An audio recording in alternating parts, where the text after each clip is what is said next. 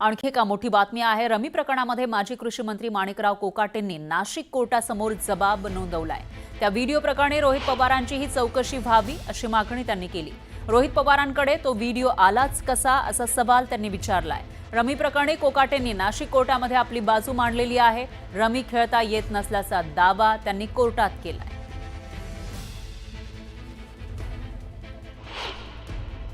मुझे जो information milli थी कोकाटे भाऊ की वो एक पेन ड्राइव पे मिली थी।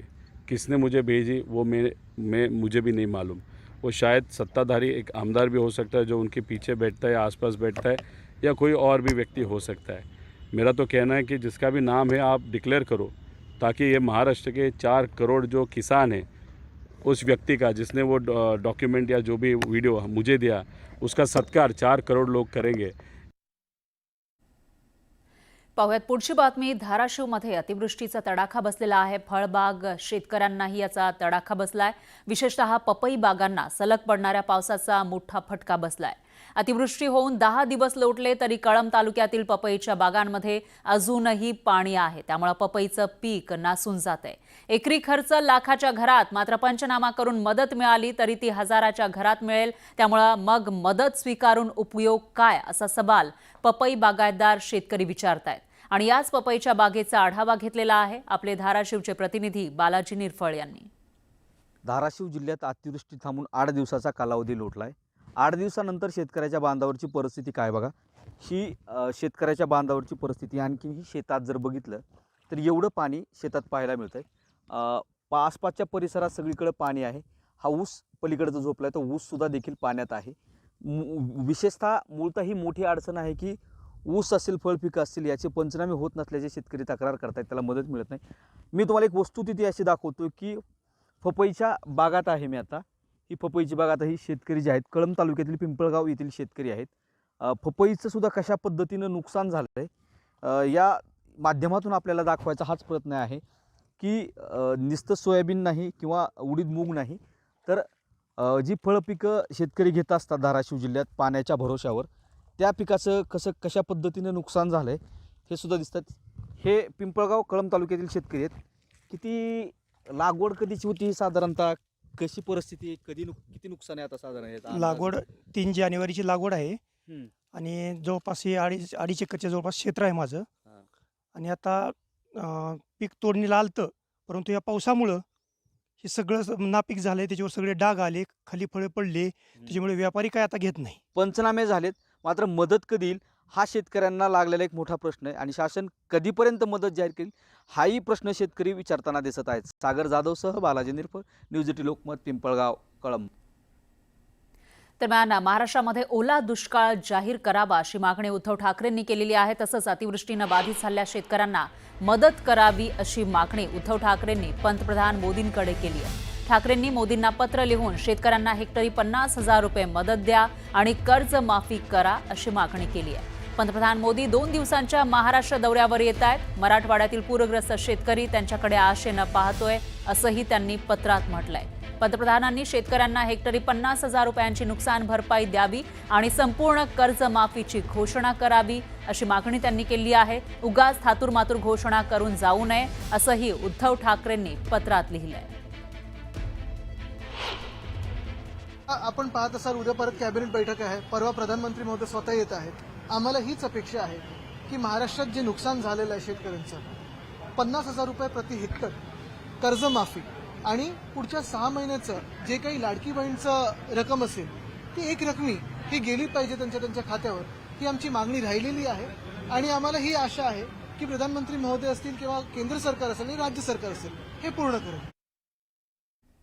आणखी एक ब्रेकिंग न्यूज आहे। कोल्ड्रिप सिरपमुळे लहान मुलांची प्रकृती बिघडत चालल्याचं प्रमाण समोर आलं आहे, त्यामुळे खळबळ माजली आहे। मध्य प्रदेशातील 16 ते 18 मुलांवर नागपुरात उपचार सुरू आहेत। दरम्यान यातील नागपूरमध्ये आतापर्यंत 9 मुलांचा मृत्यू झाला आहे ज्यांनी हे कप सिरप घेतलेलं होतं अशी ही मुलं आहेत। आणि 3 मुलांवर अतिदक्षता विभागामध्ये उपचार सुरू आहेत, तर 2 मुलांची प्रकृती गंभीर असल्याची माहिती आहे। या सिरपमुळे मुलांच्या किडनीवर परिणाम होत असल्याचं समोर आलंय। याबाबत केंद्र सरकारनेही निर्देश जारी केले आहेत। दरम्यान मुलं आजारी पडल्यावर नेमकी काळजी घ्यायची कशी, कोणती औषधं घ्यावी, डॉक्टरांनी औषध लिहून देताना कोणती काळजी घ्यावी याबाबत बालरोग तज्ज्ञ पंकज पारीख यांच्यासोबत संवाद साधलेला आहे आपल्या प्रतिनिधी सुस्मिता भदाणे यांनी.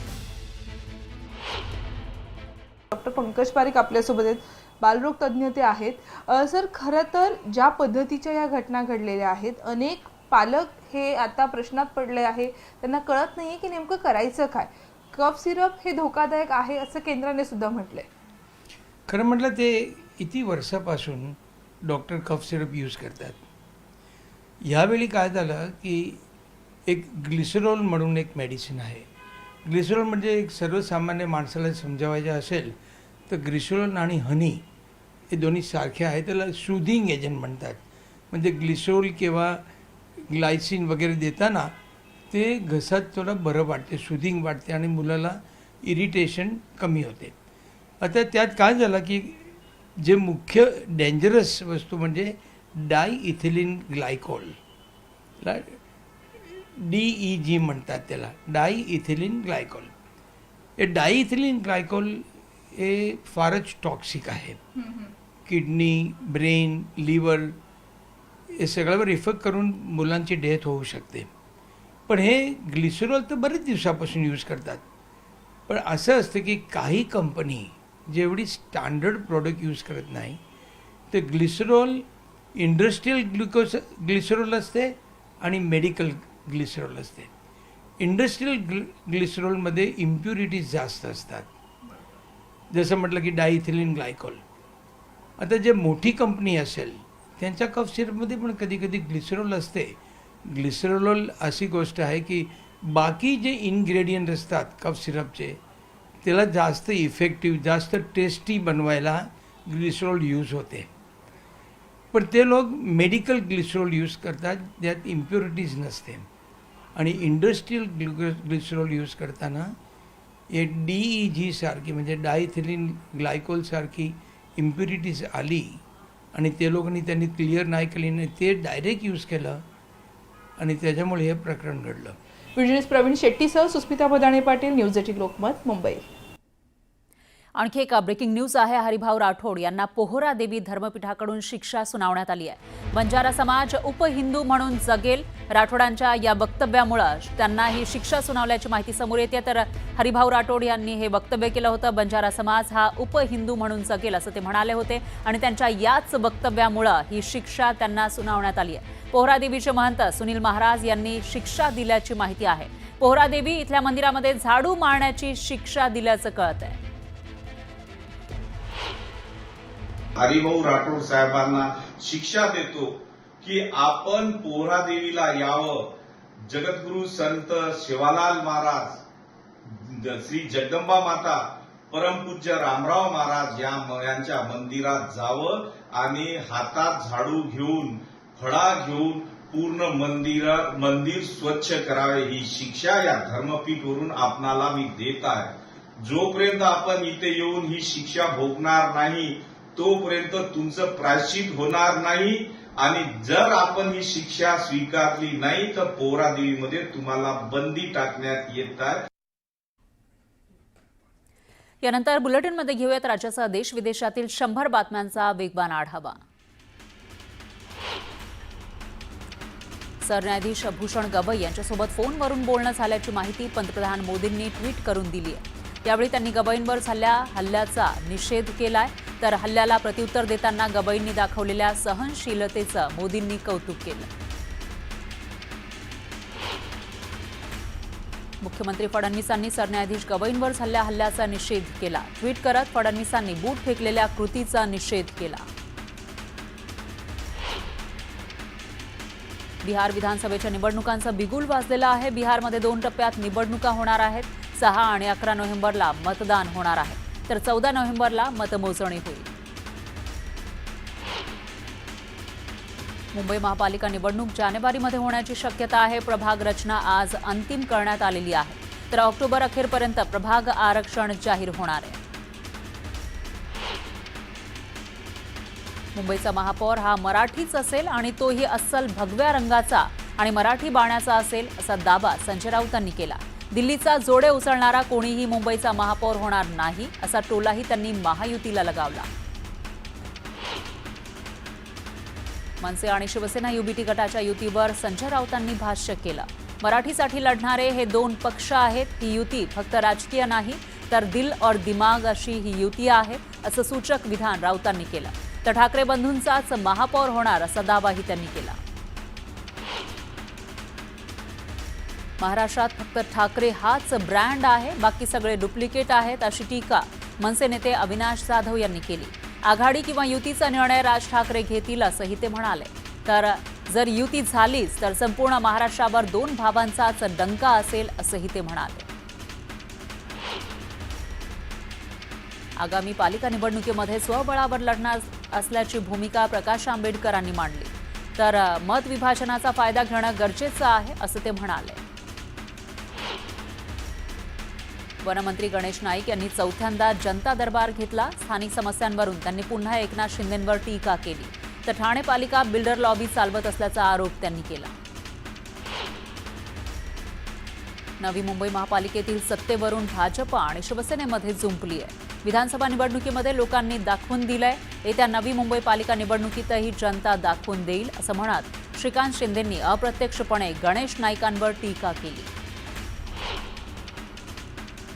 नारायण राणेंनी मुख्यमंत्री फडणवीसांची भेट घेतली. भेटीमध्ये राणेंनी राजन तेलींची तक्रार केल्याची चर्चा आहे. सिंधुदुर्ग जिल्हा बँकेतील कर्ज घोटाळा प्रकरणाचे नितेश राणे सूत्रधार असल्याचा आरोप तेलींचा आहे. यानंतर घेऊयात एक छोटासा ब्रेक.